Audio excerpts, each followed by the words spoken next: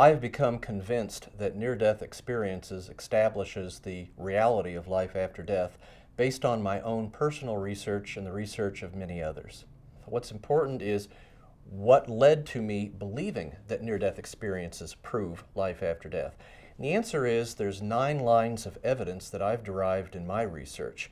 And I find those 9 lines of evidence, any one of them, to be very strong evidence that there's an existence of life after death. But if you put all 9 together, I think the combination of all 9 lines of evidence becomes, in my opinion, compelling. One of the lines of evidence that I have is that when near-death, well, back up a minute. When near-death experiencers have their life-threatening event, they're generally unconscious and often clinically dead. There should be absolutely no possibility of them having a conscious, organized experience.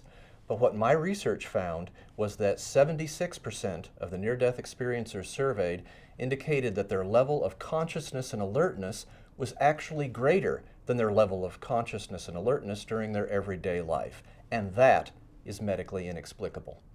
Nearly half of people who have a near-death experience will have an out-of-body state. We'll call it an OBE.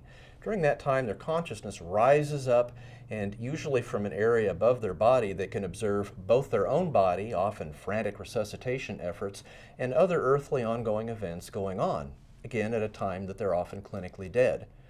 Part of my study was to look at 617 near-death experiences. We found 287 of those near-death experiences involved observations of earthly, everyday events at this time when they were unconscious or dead.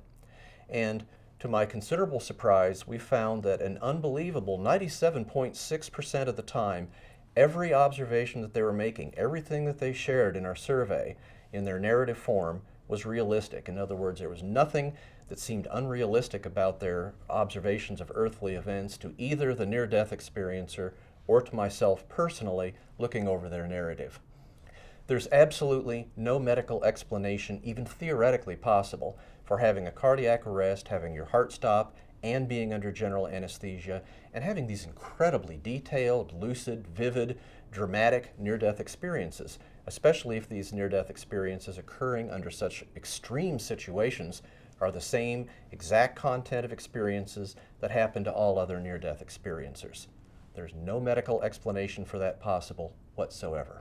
Certainly, this puts me out, if you will, a little bit on a limb. Here I am as a physician who's actually studied near-death experiences and making an amazing claim that the evidence is so strong that certainly to me it proves the existence of an afterlife.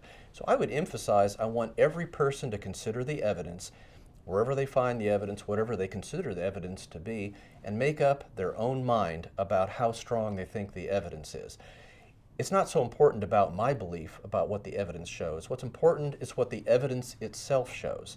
So I would like every person to consider carefully these 9 lines of evidence, consider carefully other evidence for and against the reality of near-death experience that might be important or significant to them individually, and make up your own mind.